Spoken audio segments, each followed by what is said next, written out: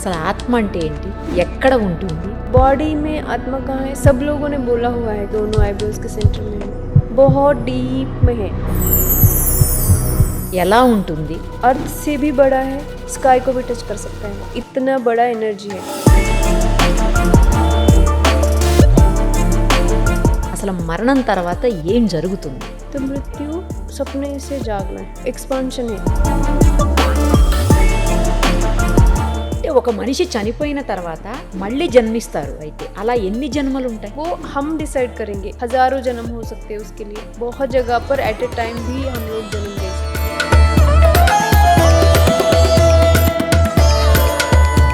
अर्थ पर ही बहुत जगह पे आपका बर्थ हो सकता है। జనరల్గా మనిషికి 7 జన్మలు ఉంటాయి, 7 జన్మల తర్వాత ఇక జన్మే ఉండదు అని అంటారు. मैंने ही मेरे खुद के हजारों जन्म देखे हुए हैं, और मैंने ये भी देखा है कि मैंने और भी कहीं जन्म लिया हुआ है। గత జన్మ పాప పుణ్యాలు ఈ జన్మకు కూడా ఇబ్బందులు కలుగుతాయా? तब तक हम लोग कर्मा ही समझते हैं उसको, जब तक उसका अंडरस्टैंडिंग नहीं है। పూర్వీకులు పెట్టేటువంటి శాపాలు అది ఈ జన్మలో ఉన్న వర్తిస్తాయా మనుషులకు? घर में किसी लेडी को मारा गया है और उसको बहुत टॉर्चर करके मारा गया है, वो श्राप देख के मरती है ना, वो रहता है। कभी कभी वो लेडी खुद जन्म लेके वो कर्ज को ठीक कर सकती है, और उस पूरे फैमिली में इतना टॉर्चर होता है उस एक इंसान के वजह से। आपको और ईगो रहता है हमारे अंदर, हम लोग एक्सेप्ट भी नहीं करते इन चीज़ों को, पर इसको नींद में दिखेगा। పితృకర్మలు చేసిన వాళ్ళ సోల్ అనేది శివైక్యం చెందుతుంది. ये 3rd डे में होता है, 3rd डे या 12th डे में होता है, तब उनका एनर्जी आजू बाजू में ही रहता है, पर उसके कपड़े यहाँ पे, उसके इमोशंस यहाँ पे, उसके गहने यहाँ पे, उसके रिश्तेदार यहाँ पे, वो यहीं पे है अभी भी। यहाँ पे एक दादी है, खाना खा रही है, देखो देखो यहाँ पे कोई भी बॉडी छोड़ रहा है समझो, उसके साथ उसके इमोशंस यहाँ रह जाते हैं।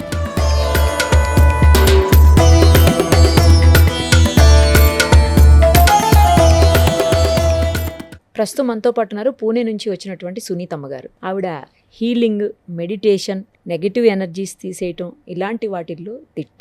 ఒక్కసారి అమ్మతో మాట్లాడదాం, మనకున్నటువంటి డౌట్స్ అన్నీ క్లారిఫై చేసుకుందాం. అమ్మా నమస్తే, ఎలా ఉన్నారమ్మా? मैं ठीक हूँ जी, बहुत अच्छी हूँ। మెడిటేషన్ అంటే ఏంటి అసలు? हम लोग पहले मेडिटेशन से स्टार्ट करें क्या? 2 मिनट के लिए आंखें बंद करके ओके पहले एक्सपीरियंस करते हैं, बाद में आप मेडिटेशन के लिए। ఓకే ओके, बॉडी को रिलैक्स करके पैर को इंटरलॉक करना है एंकल के पास, हाथों को इंटरलॉक करके धीरे धीरे आंखें बंद करनी है। महातर बाबा जी, माता जी की एनर्जी के साथ कनेक्ट करके हम सब लोग सिद्धाश्रम में एक सर्कल के अंदर बैठ रहे हैं। बॉडी को एकदम रिलैक्स करके स्पाइन को इरेक्ट करके बैठना है। स्पिरिट बर्ड्स का एनर्जी कनेक्ट हो रहा है, एनर्जी धीरे धीरे 7 चक्रा की तरफ जा रही है।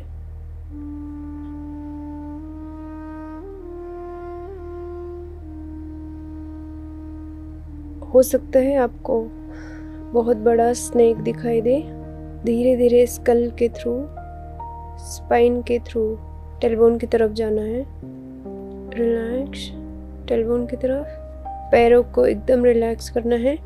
लेफ्ट पैर में ध्यान देना, लेफ्ट साइड के पैर में ध्यान देना है। आपको शायद बॉडी मूव हो रहा है ऐसा फील हो सकता है। बॉडी के अराउंड मर्कबा स्टार एक्टिवेट हो रहा है। किसी को अपने एंसेस्टर्स दिख सकते हैं, अगर एंसेस्टर दिख रहे हैं ग्रेटिट्यूड देना है। आपके एंसेस्टर्स को ग्रेटिट्यूड देकर आप पूछ भी सकते हैं कि वो कुछ बात करना चाहते हैं क्या, पूछ भी सकते हैं। 7 चक्र से एनर्जी धीरे धीरे 12 चक्र की तरफ, एंड देन एक पेड़ के साथ कनेक्ट हो रहा है। 12 चक्र से पेड़ के साथ कनेक्शन हो रहा है। ये नीम का पेड़ है, पेड़ से फिर से एनर्जी रूट्स के अंदर जाके हमारे पैरों के थ्रू, रूट चक्र के थ्रू बॉडी को कनेक्ट होते जा रही है। हम जब भी मेडिटेशन में बैठे गुरुओं के साथ कनेक्ट होके, कुल देवी, पेरेंट्स, एंसेस्टर्स के साथ कनेक्ट होके मेडिटेशन में बैठना चाहिए। एक क्लीन जगह में जहाँ पर आप मेडिटेशन में बैठने वाले हैं वहाँ नीचे एक क्लीन कपड़ा डाल के उसके ऊपर बैठना है। स्पाइन को स्ट्रेट रख के बैठना है। दोनों हाथों को इंटरलॉक करके बैठना है।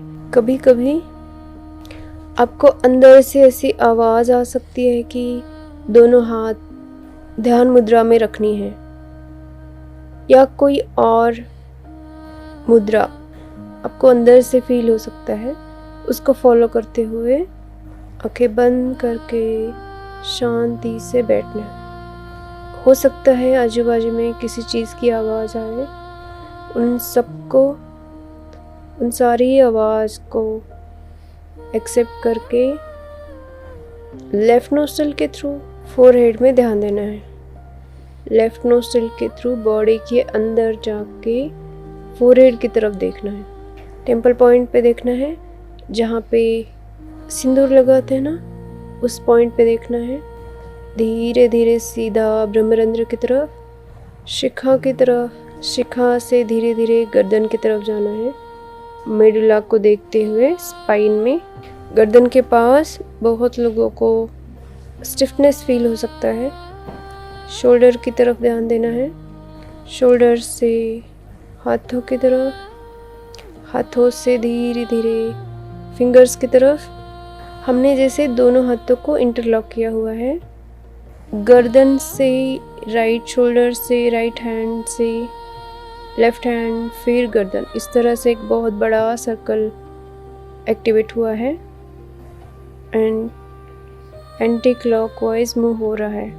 गर्दन में जो स्टिफनेस है, शोल्डर में जो स्टिफनेस है, वो धीरे धीरे रिलीज़ किया जा रहा है। तो आप लोगों को बॉडी में जर्क्स फील हो सकते हैं, थोड़ा हेवीनेस लग सकता है, इचिंग हो सकता है, दर्द हो सकता है, आंखें खोलने का मन हो सकता है दर्द की वजह से, पर आंखें नहीं खोलनी है। आपके गर्दन में, शोल्डर में कुछ पेन है जिसको ठीक किया जा रहा है। 2-3 दिन तक आपको गले में भी तकलीफ़ हो रही है, ऐसा फील हो सकता है। वो बस हीलिंग की वजह से ऐसा हो रहा है। गर्दन में ध्यान दो। बहुत लोगों का ऑपरेशन हुआ है गर्दन में, किसी को गर्दन में लगा हुआ है। वो सारे इश्यूज़ को गर्दन से, ब्रह्मरंध्र की तरफ से, शिखा की तरफ से, वो नाड़ियों को ठीक किया जा रहा है। गर्दन में ही ध्यान देना। ये जो हीलिंग हो रही है अभी, इस हीलिंग को कोई भी कभी भी कर सकता है। इस हीलिंग को कोई भी रिपीट भी कर सकता है, 2-3 बार, 8 बार। आपका जब तक गर्दन का इशू ठीक नहीं हो रहा है, शोल्डर का पेन ठीक नहीं हो रहा है, आप उसको रिपीट कर सकते हैं। जिनको स्किन के इश्यूज है, हाथ पर वगैरह, वो लोग भी इस हीलिंग को कभी भी रिपीट कर सकते हैं। ये एनर्जी लॉक हो रहा है, तो आप जब भी इसको सुनेंगे वो उतना ही इफ़ेक्टिव होगा। और उल्टा हर बार आपको ज़्यादा फीलिंग आएगी, ज़्यादा स्ट्रेंथ, ज़्यादा एनर्जी फील होगा। फर्स्ट टाइम कभी कभी पेन की वजह से, या कभी हम इस तरह से अंदर नहीं गए हैं, तो कभी कभी ऐसा होता है कि समझ नहीं आ रहा है। पर जैसे जैसे आप उसको रिपीट करेंगे और ज़्यादा अच्छे रिजल्ट्स आएंगे। गर्दन में ध्यान देना है। वहाँ छोटे छोटे डायमंड जैसे शाइनिंग स्टार एक्टिवेट हो रहे हैं गर्दन की तरफ। गर्दन झुकाने के बाद स्पाइन में एक हड्डी ऊपर आता है ना, उसका हीलिंग स्टार्ट हो गया है अभी। जैसे कुछ कपड़ा जैसे कोई बांध के रखा हुआ हो, उसको रिमूव किया जा रहा है। अब आपको सांस आएगी, अच्छा लगेगा, थोड़ा हल्का लगेगा। मुंह से एक्सहेल करना है। जैसे ना किसी ने बहुत टाइट कपड़े पहने तो कैसे सांस ये होता है ना, थोड़ा इशू होने लगता है, सांस नहीं ले पाते ऐसे। ये पेन रिमूव कर रहे हैं वैसे वैसे आपको गहरा सांस आएगा, नींद अच्छा लगेगा। इस हीलिंग को आप रोज़ भी कर सकते हैं। सोने से पहले इसको रिपीट करके सो सकते हैं। स्पाइन से धीरे धीरे टेलबोन की तरफ ध्यान देना है। क्रिकेट का बॉल रहता है ना, उतना एक आयरन का बॉल हो जैसे, बहुत वेट है उसमें, वो भी रिलीज किया जा रहा है, जिसकी वजह से आप सीधा चल नहीं पाते हो। ये जो पेन है टेलबोन की तरफ, इसकी वजह से आप चल नहीं पाते हो, बहुत देर तक बैठ नहीं पाते हो। टेलबोन राइट साइड का हिप एरिया में ये पेन हो सकता है आपको। टेलबोन में लगा हुआ है जैसे हेयरलाइन क्रैक्स रहते ना, वैसे टेलबोन में कुछ लगा हुआ है। और किसी किसी का एज की वजह से बोन में ताकत नहीं रही है, उनको भी सेम पेन हो रहा है। किसी किसी को जैसे जैसे एज बढ़ता है बोन लॉस होता है, पर सबको नहीं होता है। जिनको होता है उनका थिंकिंग ऐसे रहता है कि कल क्या होगा, आज का ये हो गया है पर उसका क्या होगा, इसका क्या होगा। कंटिन्यू टेंशन में रहते हैं, सोचते रहते हैं, घर पे कोई सपोर्ट नहीं कर रहा है, ऐसा फीलिंग आता है उनको। इस तरह से बोन से रिलेटेड इशू होने लगते हैं। और जैसे जैसे ज़्यादा सोचने लगते हैं, गर्दन भी झुकने लगता है, गर्दन में दर्द होता है। और वही दर्द टेलबोन हील तक कुछ न कुछ इशू होते रहते हैं, क्रैक्स होते रहते हैं। कोई एक्सीडेंट हुआ तो बहुत हड्डी तक लगेगा, ऊपर ऊपर ऐसा स्किन निकल के नहीं जाता, पर पूरा हड्डी तक लगेगा। ऐसा सोचने से ये सब कुछ हो रहा है। रिलैक्स रखना है खुद को, और मैसेज खुद को रिलैक्स रखो। ऐसा बोलने से सिर्फ कोई रिलैक्स नहीं होता है, वो स्वभाव है, किसी का स्वभाव है समझो, टेंशन लेना। वो अगर चीज़ों को अंडरस्टैंड करने की कोशिश करे तो शायद उनके स्वभाव में चेंज आ सकता है। जैसे जिस बारे में वो सोच रहे हैं वो कल भी सोच रहे थे, 2 दिन पहले, 10 साल पहले भी यही सोच रहे थे। रोज़ कुछ ना कुछ हो ही रहा है ना, हम जिंदा तो है ही ना। धीरे धीरे चेंजेस आ ही रहे हैं। लोड है, फाइनेंस का लोड है, काम बहुत ज़्यादा करना पड़ रहा है, करना ही पड़ रहा है वो तो। और सोच के बॉडी में डिजीज़ क्रिएट करने से अच्छा है कि समझे कि ये हर रोज़ हो रहा है और उसमें मैं क्या कर सकता हूँ, शांत रखने की कोशिश करनी है। किसी भी आप भगवान को मानते हो, किसी लाइट को मानते होंगे, किसी गुरु को मानते होंगे, पेरेंट्स को मानते होंगे, फ्रेंड को मानते होंगे, या अपने एंसेस्टर्स को मानते होंगे, किसी को भी उसके ऊपर ट्रस्ट करके कि वो है तो सपोर्ट करेगा। ऐसा सपोर्ट फील करके मन ही मन में वो दिन अच्छा निकाल सकते हैं। टेलबोन से राइट हिप से नी के पीछे की तरफ जाना है, नी के पीछे से लोअर लेग में हील की तरफ। ये पेन जैसे जैसे रिलीज हो रहा है, किसी किसी को ये 21 दिन तक पेन होने वाला है। जो पेन आपने जमा करके रखा है वो बॉडी से, हील से निकल रहा है। तो नींद में भी आपको ये दर्द फील हो सकता है, जाग आ सकती है, इतना क्रैम्प्स आते हैं ना, वैसा ये निकल जाएगा। और उसके बाद आपके माइंड से, गर्दन से वो बाहर जो है, वो वेट जो है वो कम होगा। एंड थोड़ा सा जीवन के प्रति जो होप होनी चाहिए वो बढ़ गया है। अब थोड़ी खुशी फील कर पा रहे हो, ऐसा चेंजेस आएंगे धीरे धीरे धीरे आपके लाइफ में। चेंजेस आएंगे कि मैं जो टेंशन ले रहा हूँ उसमें कुछ चीज़ों को चेंज करना पड़ेगा। शायद वो एडिक्शन करते होंगे तो शायद सोच सकते हैं कि ये पैसा मैं घर के काम में लगा सकता हूँ तो अपने आप बर्डन कम हो जाएगा। वैसा धीरे धीरे उनके थिंकिंग पैटर्न में भी चेंजेस आएंगे, बहुत धीरे धीरे। दोनों हाथ नमस्कार मुद्रा में, गर्दन को झुका के एंसेस्टर्स को, गुरुओं को, पेरेंट्स को, कुल देवी को ग्रेटिट्यूड देना है। फोरहेड की तरफ ध्यान दो, दोनों हाथ चेहरे के ऊपर, बहुत धीरे धीरे स्कल को, कान को टच करते हुए, दोनों हाथ क्रॉस करके शोल्डर को टच करते हुए, हाथ से, फिंगर से, चेस्ट से पैरों की तरफ जाना है, एकदम नाखून तक।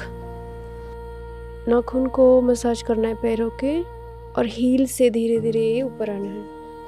बैक से, हिप एरिया से, लोअर बैक से, अपर बैक से, गर्दन से, दोनों चेहरे के ऊपर। सांस को एक्सेल करना, पैरों की तरफ ध्यान दो। 5, नेवल की तरफ ध्यान देना। 4, हार्ट पे 3, गले की तरफ 2, चेहरा 1, पूरा स्पाइन में ध्यान देते हुए पूरे बॉडी को देखना है, हाथों को देखना है, टेम्पल पॉइंट पे देखो जहाँ पे सिंदूर लगाते वहाँ। 0, बहुत धीरे धीरे आंखें खोलनी है।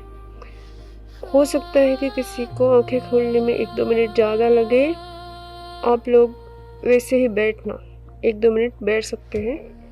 ये प्रोसेस 11 दिन से 21 दिन तक चलने वाला है। तो बहुत पानी पी रहे हैं तो बहुत शांति से पानी पीना है कि मैं बहुत डिवाइन चाइल्ड हूँ।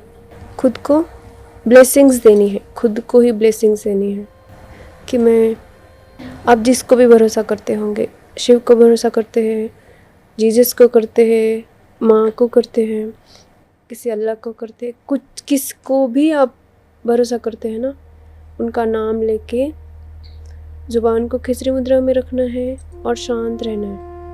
किसी लाइट को मानते होंगे या पेरेंट्स को, उनको ग्रेटिट्यूड देते हुए एक एक दिन खुशी से रहने की कोशिश करनी है। और आप मेडिटेशन स्टार्ट करते हो ना, आपके जीवन में 100% चेंज आता है। बाहर का कोई भी सिचुएशन चेंज हो कि ना हो, अंदर कुछ तो चेंज हो जाता है, और वो चेंज बहुत इम्पोर्टेंट होता है। आपको जब भी टाइम मिले मेडिटेशन करना है, ध्यान करना है, जब भी जहाँ पर भी टाइम मिले। Thank you masters, thank you so much, thank you. మొత్తానికి మెడిటేషన్ ఎలా చేయాలో డైరెక్ట్గా చేసి చూపించారమ్మా. Thank you so much. Thank you. ఇప్పుడు చెప్పండి, అసలు ఆత్మ అంటే ఏంటి, ఎక్కడ ఉంటుంది, ఎలా ఉంటుంది, అసలు మరణం తర్వాత ఏం జరుగుతుంది? बहुत सारे क्वेश्चन एक साथ हो गए हो, पर ठीक है, कोशिश करती हूँ कि आत्मा क्या है। आत्मा एनर्जी है बोल सकते हैं। आत्मा क्या है, एक बहुत छोटा सा डॉट है शिव का, लाइट का। हम जिसको भी लाइट समझते हैं या शिव या शक्ति समझते हैं, उसका एक पार्ट है, बहुत छोटा सा, जैसे धूल का कण होता है उतना छोटा सा एक अंश है, उसको हम आत्मा बोलते हैं। पर वो सिर्फ अंश, एक छोटा सा अंश नहीं है, उसके साथ बहुत सारी एनर्जीज, उसके साथ लाइट रहता है। वो बॉडी में हम लोग उसको फील करते हैं, हम लोग उसको ताकत बोल सकते हैं, हम लोग एनर्जी बोल सकते हैं, ऊर्जा बोल सकते हैं उसको। बॉडी में आत्मा कहाँ है, सब लोगों ने बोला हुआ है कि बॉडी में आत्मा कहाँ है, कि दोनों आईब्रोज के सेंटर में है। पर ये मैंने कहीं पढ़ा नहीं है, कुछ नहीं, मैंने जो फील किया है वो बोल रही हूँ मैं। बॉडी में आत्मा बहुत डीप में है, बहुत डीप में है, दोनों आईब्रोज के सेंटर में डीप में है। पर बॉडी में आत्मा हर जगह पे है। स्किन कहाँ है, स्किन जैसे हर जगह पे है, वैसे आत्मा जो है ना वो बहुत बड़ा एनर्जी के साथ रहता है। सिर्फ डॉट नहीं है, सिर्फ डॉट नहीं है वो, उसका जो, उसके साथ जो चीज़ें हैं, उसके साथ जो एनर्जी है वो बहुत बड़ी है। बॉडी छोटा है उसके सामने, ये जो बॉडी दिख रहा है वो बहुत छोटा है। आत्मा के साथ जो चीज़ें हैं, जैसे एनर्जी है, वो बहुत बड़ी रहती है। ऐसा बोल सकते हैं हम लोग कि अर्थ की जितनी है, एक अगर मेरे अंदर अंश है, वो डॉट है, आत्मा है, तो अर्थ जितना है, अर्थ से भी बड़ा है, स्काई को भी टच कर सकता है। वो इतना बड़ा एनर्जी है। वो एक का भी है क्या? हाँ, एक का भी है और सबका भी है। एक अंश में भी, एक आत्मा के अंदर भी शिव जितना एनर्जी है। तो छोटा है बोलने के लिए, एक एंगल से देखा जाए तो हाँ बहुत छोटा है, धूल के कण जितना है, पर वो बहुत बड़ा रहता है और सिर्फ बॉडी में एक जगह पे नहीं है। जैसे जैसे हम बॉडी के अंदर जाने लगते हैं वो एक पॉइंट है, ऐसा बोल सकते हैं कि यहाँ पे पॉइंट है। पर आत्मा जब हम देखने लगते हैं ना तो वो पॉइंट नहीं है सिर्फ, वो बहुत बड़ा एनर्जी है, खुद शिव है जैसे। वो स्काई जितना, अर्थ जितना, वो इतना बड़ा दिख सकता है। तो सिर्फ छोटा है क्या, एक एंगल से हाँ है पर दूसरे एंगल से ऐसा नहीं है। वो बहुत बड़ा है, बहुत बड़ा है। वो आत्मा ने इस शरीर को पहना हुआ है। मृत्यु क्या है, शरीर को छोड़ दिया, बॉडी को छोड़ दिया, कपड़े को छोड़ दिया, वो मृत्यु है, ऐसा हम लोग बोल सकते हैं। सिर्फ समझने के लिए वो मृत्यु है, पर एक्चुअली वो मृत्यु नहीं रहता है। आत्मा कभी मरती नहीं है। आत्मा की जो एनर्जी है वो कहीं कहीं स्ट्रक हो सकता है, पर आत्मा डायरेक्ट मरती या जन्मती नहीं है। उसका सिर्फ वो पहनावा लेके आई हुई है। मृत्यु क्या है, एक एंगल से अगर हम लोग सोचना चाहे, उसको बहुत अच्छे से समझना चाहे, तो मृत्यु सपने से जागना है। मृत्यु क्या है, समझो हम लोग सपने में हैं, वो जाग जाना मृत्यु है।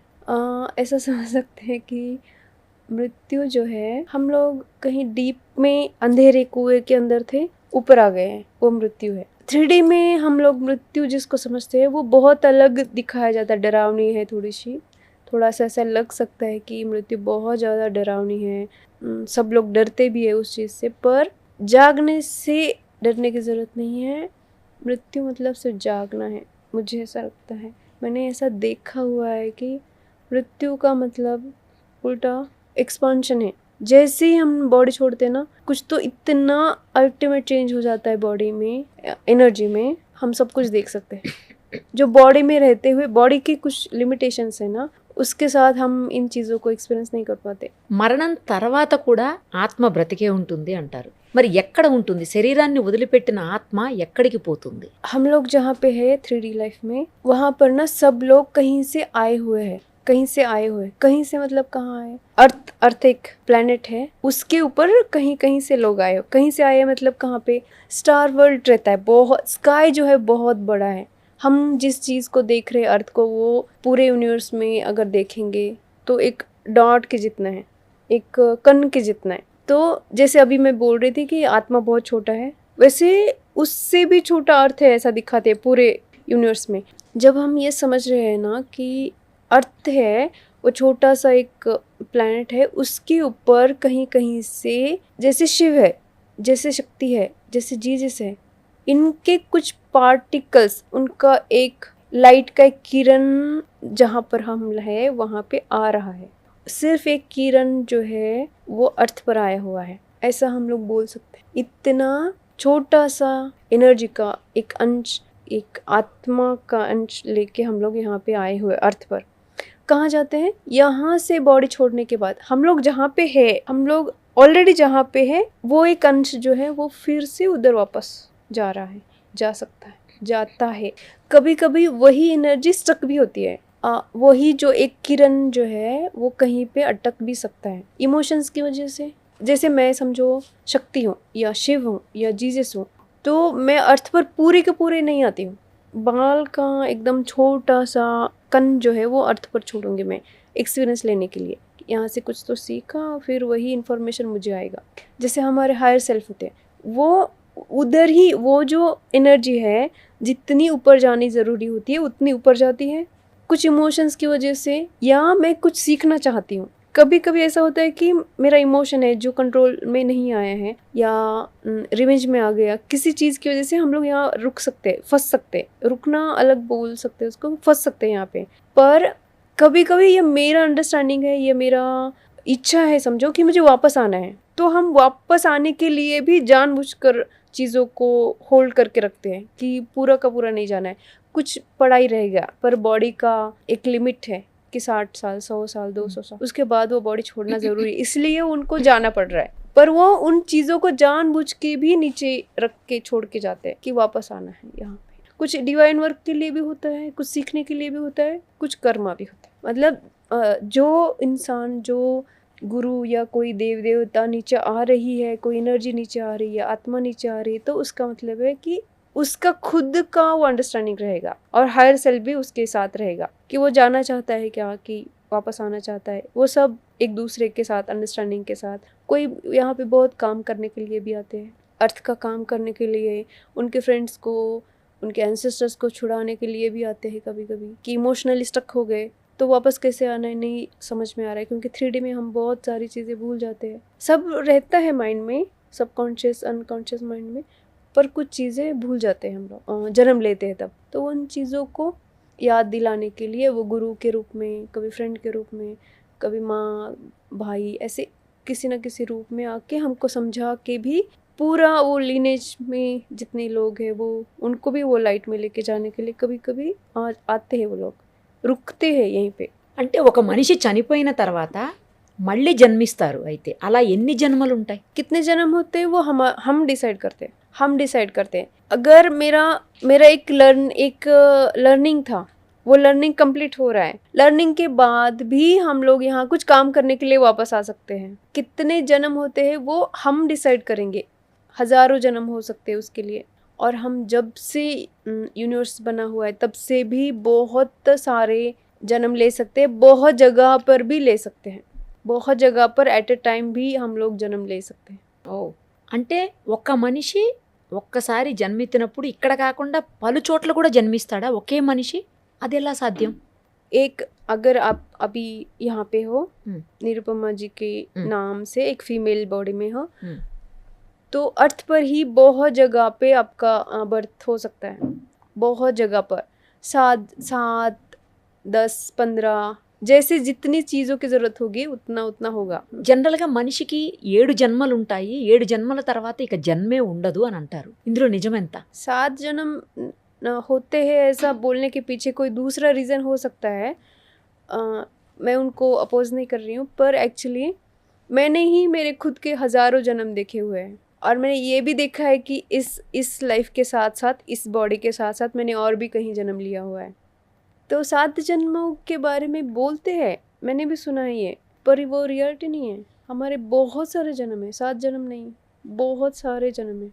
और कभी कभी हम ह्यूमन लाइफ में जन्म लेके इनलाइटन होके मुक्ति के मार्ग पे रहने के बाद भी फिर से एनिमल बन के वापस आते हैं कभी कभी। मतलब ये सब कुछ ना हम लोग 7 जन्मों के बारे में बोल रहे हैं, उसका कुछ मीनिंग रहेगा, वो कुछ अलग एंगल से बोल रहे होंगे, पर 7 जन्म नहीं होते, बहुत जन्म होते हैं, बहुत 100 जन्म 150 जन्म तो एक दिन में मैंने देखा था कि इतने जन्म है मेरे, कितने लोगों के साथ। ఒక్కసారి ఒక మనిషిని మీరు చూసినప్పుడు ఆ మనిషి ఎన్ని జన్మలు ఎత్తున్నారు ఇంతకు ముందు, ఇంకా జన్మలు ఉన్నాయా, ఇప్పుడు ఎన్ని జన్మల్లో ఉన్నారు, అంటే ఎన్ని ప్రాణాలు ఉన్నాయి ఇప్పుడు ఆ మనిషివి, ఇవన్నీ మీకు తెలిసిపోతుందా అమ్మా? आप अगर रेगुलर मेडिटेशन कर रहे हैं, सुबह हम लोग 3 बजे मेडिटेशन लेते हैं, उसमें ना मेरे साथ साथ बहुत लोगों को ये दिखा भी है, खुद को दिखा है। मैं बोल रही हूँ वो मेरे बोलने पे ही भरोसा करना है ऐसा नहीं है। आप सुबह 3 बजे मेडिटेशन करो, 1 महीना, 2 महीने, 4 महीने, साल भर करो, 2 साल करो, और फिर आप खुद ही देखो कि आपके कितने जन्म हुए थे।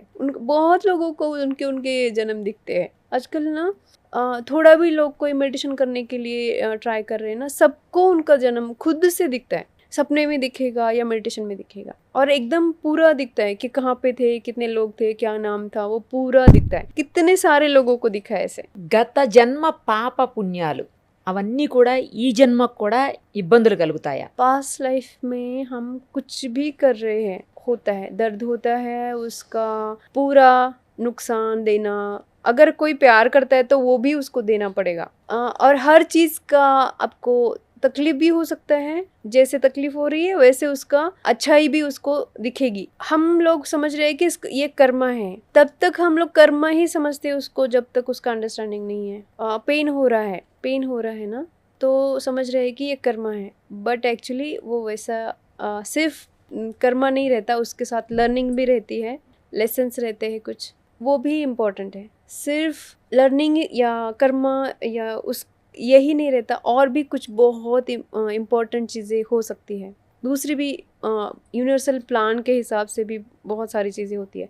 मतलब एक ही चीज़ का एक ही सीधा मतलब नहीं निकलता है, 10 साइड से देखते हैं तो अलग अलग पर्सपेक्टिव दिख सकते हैं। उसकी वजह से क्या हो रहा है, पास्ट लाइफ के कर्मा की वजह से, कुछ एक्शंस की वजह से हमको उसका इस जन्म में रिजल्ट दिख रहा है कि ओह। मैंने आपको तकलीफ दिया था, आप मुझे सेम तकलीफ दे रहे हो, सेम। तो ये होता है क्या? हाँ होता है, पर उसके साथ साथ क्योंकि हम यहाँ कुछ सीखने के लिए आए हैं, लेसन्स भी होते हैं। ये जब तक अंडरस्टैंडिंग नहीं होता है तब तक कर्मा है, जब अंडरस्टैंडिंग आ जाती है वो लेसन है। कर्मा तब तक तकलीफ देता है जब तक तुम अंडरस्टैंड नहीं करते हो। अंडरस्टैंडिंग आया, कर्मा चेंज हो के ग्रेटिट्यूड आने लगता है, और वही चीज़ लेसन के रूप में हम लोग लेके सीख के थोड़ा सा नेक्स्ट लेवल पे जाते हैं। ये है कर्मा के साथ कि पास्ट लाइफ से कुछ कर्मा है तो हमको भुगतना पड़ रहा है। ये एक एंगल से करेक्ट है, दूसरे एंगल से ये लेसन है। तीसरा कोई यूनिवर्सल प्लान भी होता है कि कुछ अर्थ के साथ भी हमारे रिलेशन है, कुछ काम है, तो भी हम लोग ऐसा प्लान करते हैं। सिर्फ एक एंगल से देख के, कोई भी चीज़ को एक ही एंगल से देख के, मृत्यु को एक ही एंगल से देख के उसके सीधे सीधे जाने की ज़रूरत नहीं है। बहुत सारी चीज़ें जो है ना, एक एंगल के साथ दूसरा उसका एंगल समझना, तीसरा, चौथा, पांचवा, 10 एंगल रह सकते हैं किसी भी चीज़ के। वैसे उसको पूरा समझने के बाद ही हमको समझ में आता है कि कर्मा क्या है। वो कर्मा नहीं था, अरे वो तो लेसन था, अरे ये तो मैंने ही किया हुआ था, अरे ये करने के पीछे यूनिवर्सल कोई प्लान था। वो सब कब समझ में आता है? जब हम सब कुछ देखते हैं उसको, जब हम अंडरस्टैंड करते हैं, जब हम मेडिटेशन में जाते हैं। किसी के बोलने से तो भरोसा होता नहीं है और करना भी नहीं है। कोई कुछ भी बोल रहा है, भरोसा करने की जरूरत नहीं। आप खुद मेडिटेशन में बैठो, पूरा मालूम हो, पूरा मालूम करो, खुद मालूम करो मैं जो बोल रही हूँ ये मेरा अंडरस्टैंडिंग है, आपका अंडरस्टैंडिंग कुछ अलग हो सकता है।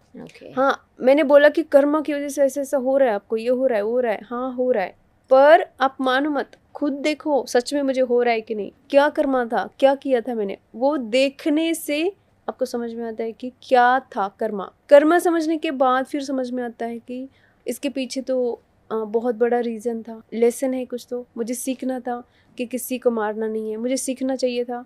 वो सीखने के लिए मैं यहाँ पे फिर से आई हूँ। वो कैसे समझ में आता है? वो नेक्स्ट लेवल पे समझ, वो हम खुद को समझने के लिए अंदर आते हैं, अंदर जाते हैं, तभी ये चीज़ें आगे बढ़ सकती है। मुझे ऐसा लगता है कि किसी के भी बोलने पे भरोसा रखने से अच्छा है खुद अंदर जाके देखो कि क्या है, क्यों पेन हो रहा है। कोई पेन होता है ना, डिजीज़ आ रही है ना, कुछ भी देखो पहले कि वो डिजीज़ आया क्यों है, क्यों आया हुआ है डिजीज़, वो देखना है। वो उसको देखते देखते आपको ये समझ में आता है कि क्या कर्मा था। समझ में आना, दिखना, अंडरस्टैंडिंग के साथ दिखना, सपने में दिखना, सब कुछ जायज़ है, सब कुछ हो सकता है। अगर आप थोड़ा सा खुद को टाइम देना चाहोगे तो ये दिखेगा आपको कि हर डिजीज़ के पीछे कुछ कर्मा है, कुछ लेसन्स है, कुछ और भी चीज़ें हैं जिसको सीखना है, जिसको रिलीज़ करना है। वो कभी कभी आपका होता है, कभी कभी एंसेस्ट्रल इशू होते हैं। वो सब कुछ रिलीज़ करने की आपके अंदर हिम्मत आ जाती है, दिखता भी है कैसे करना है उसको।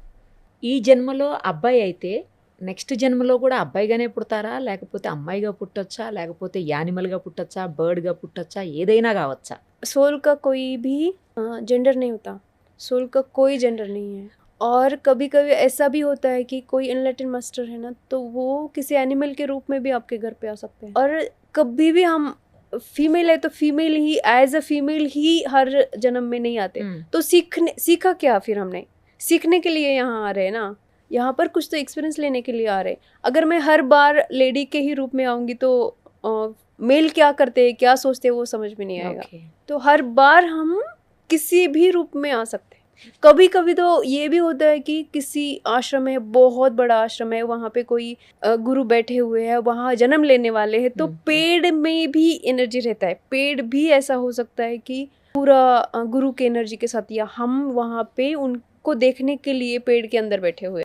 तो कोई भी सोल के साथ कोई रिस्ट्रिक्शन नहीं होता। जहाँ हम लोग यहाँ 3D में आके ये समझ रहे हैं ना कि फीमेल है मंदिर में मत जाओ, मेल है मंदिर में नहीं जा सकते, या दूसरा कोई रिस्ट्रिक्शंस है हर चीज़ को, फीमेल इसमें नहीं जा सकती, मेल इसमें नहीं जा सकते। ये रिस्ट्रिक्शन सिर्फ यहाँ पे है, बाकी कहीं पे भी रिस्ट्रिक्शन नहीं है। सोल का कोई जेंडर थोड़ी होता है कि ये मेल है कि फीमेल है। రైట్. పూర్వీకులు చేసినటువంటి కర్మలు లేదా పూర్వీకులు పెట్టేటువంటి శాపాలు అది ఈ జన్మలో ఉన్న వర్తిస్తాయా మనుషులకు? समझो आपके घर में किसी लेडी को मारा गया है और उसको बहुत टॉर्चर करके मारा गया है, वो श्राप देख के मरती है ना, वो रहते हैं। वो एक जन्म एक जनरेशन में नेक्स्ट 7, 8, 10, 21 वो जनरेशन बाय जनरेशन बढ़ते जाता है और उसका असर होता है, हमेशा उसका असर होता है।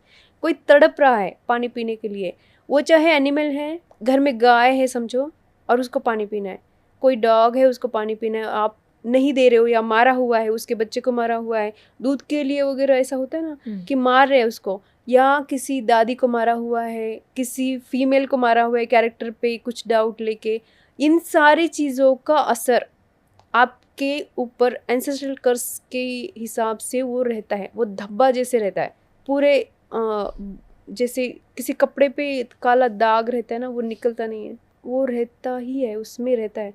कभी कभी वो लेडी खुद जन्म लेके वो कर्स को ठीक कर सकती है, वो आते हैं वापस, और उस पूरे फैमिली में इतना टॉर्चर होता है उस एक इंसान की वजह से। हम बोलते हैं ना सब कुछ अच्छा है उसका, पर वो लेडी जन्म लिया, वो बच्चे ने जन्म लिया, तब से हमारा बहुत ज़्यादा चेंज हुआ है, वो सब बहुत सारी चीज़ों में चेंजेस आए हैं, ऐसा बोलते हैं ना। इसीलिए बोलते हैं कि वो वापस आती है, वो कर्मा को रिलीज़ करने के लिए, वो कर्मा को रिलीज़ करने के लिए, वो पेन को, वो कर्स को रिलीज़ करने के लिए वो खुद आते हैं। कभी कभी वो तकलीफ देख के ठीक करती है, कभी कभी अंडरस्टैंडिंग, वो दोनों चीज़ों के साथ करते हैं। कभी कभी सिर्फ एक जन्म में नहीं होता है, 2, 3, 4, 5 जन्म भी लेके वो चीज़ों को ठीक करते हैं। जितना टॉर्चर किया है वो उतना टॉर्चर सबको करेगी, वो तो 100% होगा, 100% होगा। మరి దాని నుంచి ఎలా బయటపడొచ్చు? हाँ, मेडिटेशन के थ्रू आप लोग बाहर निकल सकते हैं। Only meditation? Only meditation. मुझे देखो सिर्फ मेडिटेशन के थ्रू उसको समझने के लिए मेडिटेशन करना है कि क्या हो रहा है, ये कर्स है क्या सच में, मैंने बोला या पत्रिका में लिखा हुआ है समझो, आपके मानना है क्या? हाँ, मान के आप शॉर्टकट निकाल सकते हो कि हाँ उन्होंने बोला है तो यही कर दिया और हो गया। नहीं होता ऐसे। आपको खुद मेडिटेशन में बैठ के अंदर जाके देखना है कि क्या हुआ था, ये सच में हुआ था अभी या झूठ है। आप खुद मेडिटेशन में जाके देखो। तब कभी कभी क्या होता है ना, मेडिटेशन में इतना डीप में नहीं जा सकते, 3rd 4th जनरेशन में नहीं जा सकते समझो, तो क्या करना है, चांटिंग करनी पड़ेगी आपको, तो वो ताकत आएगा। फिर कभी कभी हवन करना पड़ेगा, डेली हवन करना पड़ेगा शायद घर में, उससे भी आपको डीप में जाने के लिए ताकत चाहिए, ताकत चाहिए होती है उसके लिए। वो ताकत बढ़ती है चांटिंग से, मेडिटेशन से, गाय के साथ रहने से ताकत बढ़ती है, हवन करने से ताकत बढ़ती है। उन सारी चीज़ों से आप बॉडी में खुद में चेंजेस लेके आओ, पास्ट लाइफ में जाके देखो कि क्या हो रहा है, इस लाइफ में उसका 100% रिजल्ट दिखता है। आपने एक बार डिजीज़ को देखा, डिजीज़ पता चला कि मुझे क्या हो रहा है, हार्ट में पेन हो रहा है, हार्ट में पेन क्यों हो रहा है, ब्लॉकेज है, हार्ट का इशू है, कि उसको निकालना पड़ेगा, कि रखना पड़ेगा, कि काटना पड़ेगा, ये कैसे समझ में आता है? आपको जाके देखना पड़ेगा ना। वो एक बार डिजीज समझ में आने के बाद गोली करेक्ट जाती है अंदर। गोली क्या है, वो समझने के लिए, वो गोली मैं ठीक ले रहा हूँ कि नहीं ये समझने के लिए मुझे जो डिजीज़ बताया जा रहा है लोगों के द्वारा, डॉक्टर्स के द्वारा, वो सच में है कि नहीं, वो पहले देखना है। उसके बाद ही आप इस लाइफ में चेंजेस लेके आ सकते हैं। तुरंत चेंजेस आते हैं जब आपने एक बार देखा कि इसकी वजह से मुझे कुछ प्रॉब्लम है। वही इंसान जो सामने बैठने से मुझे सरदर्द होता है कि मैं उसकी तरफ देख भी नहीं पाती हूँ, क्यों पता नहीं, गुस्सा आता है मुझे उसका, पर मैं फिर भी समझ नहीं पा रही, गुस्सा आता है। पर जब मैं अंदर जाके देख रही हूँ कि मैंने उसको बहुत टॉर्चर किया है, तो अचानक चेंज होता है कि नहीं ये मेरा किया हुआ था। अचानक चेंज आता है कि उसके साथ कैसे बिहेव करना है, उसको कितना प्यार का ज़रूरत था, मैंने कैसे टॉर्चर किया हुआ है उसको, तो अंडरस्टैंडिंग चेंज हो जाता है। तो उसके साथ प्यार से रह रहे वो लर्निंग చేంజ్ हो जाता है, इस लाइफ में చేంజెస్ आने लगते हैं। కొంతమంది చెప్తూ ఉంటారు వాళ్ళ జన్మలకి సరైనటువంటి కోరిక తీరకపోయినా, లేకపోతే వాళ్ళ లైఫ్లో అనుకున్నది జరగకపోయినా, వాళ్ళు అలా చనిపోతే ఆ ప్రతిఫలాలు తర్వాత జన్మల వాళ్ళు అనుభవిస్తారు అని, అది నిజమా? मैं इस जन्म में ऐसा किसी के साथ बहुत प्यार है, उसके साथ मैं नहीं रह पाई, वो थॉट माइंड में रह के मैं नेक्स्ट जन्म लेती हूँ। वो कुछ भी हो सकता है, वो घर के साथ प्यार हो सकता है, वो किसी लैंड के साथ प्यार हो सकता है, एनिमल्स के साथ हो सकता है, बच्चों के साथ, सिबलिंग के साथ, माँ बाप के साथ, उसी के साथ रहने से मुझे रहना था समझो, तो नेक्स्ट जन्म उसके साथ होगा। डिज़ायर्स कंप्लीट ना होना, डिज़ायर्स को हमने कंप्लीशन की तरफ ना फील करना ही न्यू बर्थ का रीज़न है। ఇంకొకటి కూడా చెప్తారు. ఇప్పుడు పితృదర్పణాలని, పితృకర్మలని చేస్తూ ఉంటారు. అమావాస్య సందర్భాల్లో కూడా చనిపోయిన పూర్వీకుల కోసం చేస్తూ ఉంటారు. అలాంటివి చేస్తే పితృకర్మలు లేకపోతే గత జన్మలో వాళ్ళ పెద్దవాళ్ళు చేసిన ఏమన్నా పాపాలు ఉంటే పోతాయి అని చెప్తారు. అది నిజమా? पितृतर्पण करना है और पितरों से रिलेटेड बहुत सारे चीज़ें करनी रहती है। पितरों का जो कर्मकांड है वो करना रहता है, पर सिर्फ इसलिए नहीं कि करना है। सब लोग कैसे करते हैं ना कि पितृपक्ष आता है तो हाँ करना है बोल के कर दिया। उसको क्या चाहिए था, समझो ऐसा हुआ है कि कोई दादाजी थे, उन्होंने बोल के रखा है कि मेरा उनका प्रॉपर्टी है कुछ 8-10 एकड़ ज़मीन है, उसमें से बोला हुआ है कि 5 एकड़ इसको देना है, 2 एकड़ इसके लिए रखा हुआ है, 1 एकड़ किसी और के लिए रखा था, 2 एकड़ किसी को डोनेट करने के लिए बोला है। पर वो किसी घर में ऐसे होता है ना कोई कि उनके मरने के बाद वो नहीं करते वैसे, वो वैसे के वैसे रह जाता है। और हर मंथ हर ईयर पितृपक्ष में तर्पण करते जा रहे हैं कि मेरे पापा को शांति मिले, मेरे पापा को शांति मिले। वैसे शांति नहीं मिलती है, वो कर्मकांड कुछ फायदे का नहीं है। उन्होंने बोला हुआ है, उनकी कोई इच्छा थी, वो कंप्लीट करके आप कर्मकांड कर रहे हो तो उसका कुछ मीनिंग है। ఓకే. पर ये कैसे ना हम लोग समझते नहीं है। कभी कभी ना ये थर्ड जनरेशन को पता भी नहीं रहता है कि मेरे पापा ने ऐसा किया हुआ है कि दादाजी का पूरा ज़मीन खुद के पास रखा था, जबकि वो छोटे अंकल के लिए दिया था, किसी गौशाला के लिए दिया था, पर मेरे पापा ने दिया नहीं है। इसकी वजह से ना इनके बहुत प्रॉब्लम रहते हैं बच्चों के साथ, बहुत बच्चों के साथ प्रॉब्लम रहते हैं। इनको डिजीज़ होने लगती है, कुछ ना कुछ बच्चों को भी होती है, पेरेंट्स को भी होती है, नेक्स्ट जनरेशन में भी कुछ ना कुछ उसके इफेक्ट दिखते हैं। तो सिर्फ कर्मकांड करने से कुछ नहीं होता, आपको अंडरस्टैंड करना है कि क्या हुआ था सच में। और कोई भी इंसान मरते हुए कुछ बोल के जा रहा है ना कि इतना प्रॉपर्टी इसको देना है, ये साड़ी इसको देना है, ये गहना इसको देना है, उसको वैसे के वैसे देखकर कंप्लीट करना है, वरना वो इंसान आपके आजू बाजू में ही घूमते रहते हैं। वो एनर्जी वो थिंकिंग आजू बाजू में ही दिखते रहता है और आपको उसका रिजल्ट भी दिखता है। आपको फील भी होता है कि वो यहाँ पे है और मैंने गलत किया हुआ है, फील होता है। आप बोलेंगे नहीं, डर है अंदर आपको और ईगो रहता है हमारे अंदर, हम लोग एक्सेप्ट भी नहीं करते इन चीज़ों को। पर इसको नींद में दिखेगा कि ये गहना उसका था, मैंने रखा हुआ है। थोड़े दिन के बाद आप वो भूल भी जाते हो, पर ये फिर चीज़ ध्यान दिलाई जाती है किसी न किसी के द्वारा। ये बहुत ये है डेंजर चीज़ हो सकती है। पेरेंट्स को या किसी को भी, या दादाजी ने बोला हुआ है या ग्रैंड किसी ने भी ये चीज़ों को बोल के रखा हुआ है जाने से पहले, उसको वैसे के वैसे करके फिर कर्मकांड में कुछ चेंज करते हो तो कुछ तो आपको शांति फील हो सकती है। ऊपर से तो कुछ भी करके उसका कोई फायदा नहीं होगा। చెప్తారు కదా, చనిపోయినప్పుడు పిండం పెట్టినప్పుడు కాకి ముట్టుకున్నా లేదు కర్మకాండలు సక్రమంగా నిర్వహించిన పితృకర్మలు చేసిన వాళ్ళ సోల్ అనేది శివైక్యం చెందుతుంది, వాళ్ళు స్వర్గలోక ప్రాప్తి కలుగుతుంది అని చెప్తారు. ఇది నిజం కాదా? అయితే ये 3rd डे में होता है, 3rd डे या 12th डे में होता है कव्वे का जो बोल रहे हो, तब उनका एनर्जी आजू बाजू में ही रहता है। उसका कुछ पार्ट वो इंसान, वो जो सोल है, वो उस चीज़ को खा के या आपके कुछ बोलने से वो उस जगह से जा रहा है। वो तो उसका टाइमिंग है, उसको 12वें दिन वहाँ से जाना है, वो टाइमिंग है। वो वहाँ से वो उसका जो भी हिस्सा रहेगा वो लेने के बाद वो जा रहा है। इसका मतलब ये नहीं कि आपने कुछ भी किया है तो वो कम्प्लीटली यहाँ से चला गया, नहीं। उसके सारे इमोशन यहाँ पे अभी, जैसे मैंने बोला कि एक सोल छोटा है, कण जितना है, पर एनर्जी बहुत बड़ा रहता है। वो सोल जो है वो जा रहा है वापस, पर उसके कपड़े यहाँ पे है, उसके इमोशंस यहाँ पे, उसके गहने यहाँ पे, उसके रिश्तेदार यहाँ पे है, वो यहीं पे है अभी भी। उसको हर एक के द्वारा एक छुड़ाना रहता है। जैसे कपड़े रह गए, समझो आपने उनके कपड़ों को वहीं पे रखा हुआ है और वो नहीं चाहते थे। मेरा समझो 100 साड़ियाँ है, मैं नहीं चाहती हूँ कि मेरी 100 साड़ियाँ कोई एक ही लेके जाए, इसके लिए रखा हुआ है, वो वहीं पे जान अटकी रहती है। साड़ियों में जान अटक के रहना, कपड़ों में जान अटक के रहना, बहुत गाड़ी में बहुत ये है, बंगला है मेरा, मैं इतना बंगले को कैसे कभी देखा ही नहीं है ठीक से, मैं यहाँ जीना चाहता हूँ, वो उसका एनर्जी वहीं पे रहती। इसलिए बच्चे ना कभी कभी बोलते कि यहाँ पे एक दादाजी दिख रहे। बच्चे देखो आजकल बहुत बच्चों का थर्ड आई ओपन है, वो बोलते भी है कि यहाँ पे ना मुझे कुछ दिख रहा है, यहाँ पे एक दादी है खाना खा रही है, देखो देखो यहाँ पे। पर हमको लगता है वो पागल हो रहा है शायद। అది నిజమా? అలా కనిపిస్తారా? वो बच्चा ना कंप्लीट बोल सकता है वो किस तरह की दादी दिख रही है, कौन दिख रहा है, पेड़ के पीछे कौन है। हम लोगों को क्या लगता है ये पागल हो गया है, खुद को अकेले सोना नहीं चाहता या स्कूल नहीं जाना चाहता, इसकी वजह से ये नाटक कर रहा है। पर नहीं, बच्चों को दिखता है। ఎందుకని పిల్లలకి మాత్రమే కనిపిస్తారు?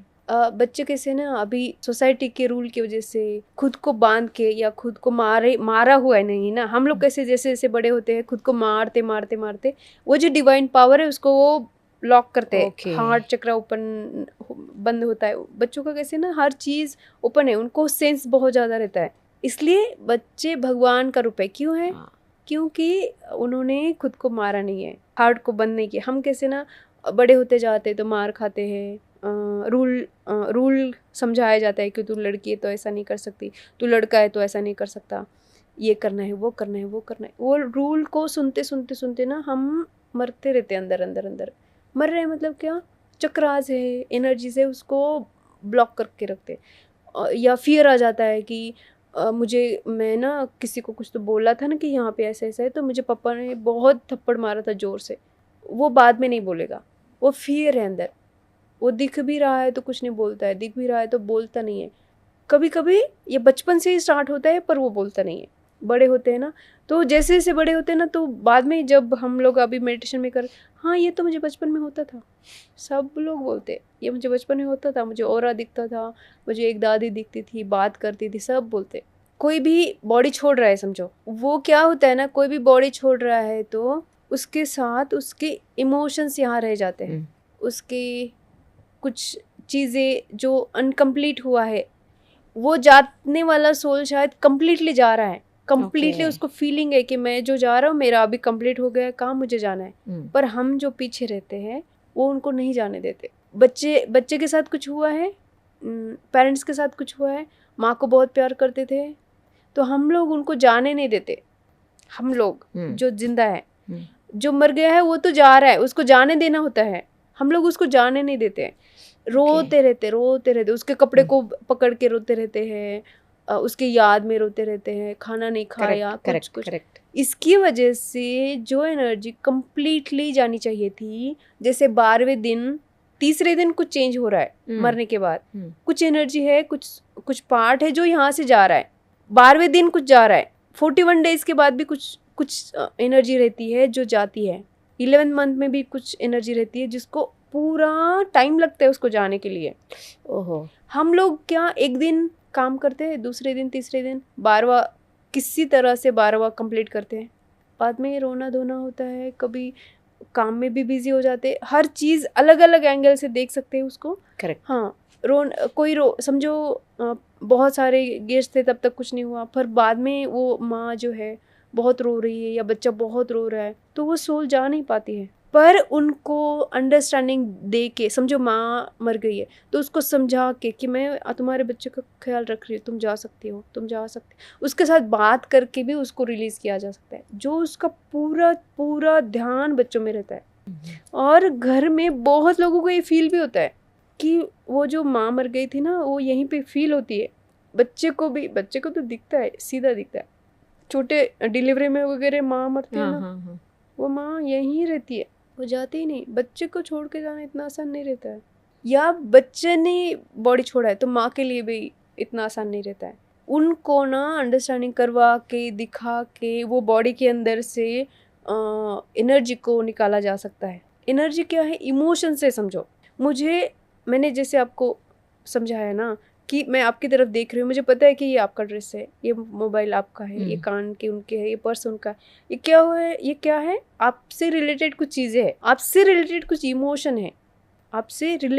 इमोशन है, जिसको रिलीज़ करना है। मुझे याद आता है कि बचपन में वो ऐसा दिख रहा था, उसका ड्रेस, इन्होंने जो ड्रेस पहना वो वैसे ही ड्रेस उसके पास भी था।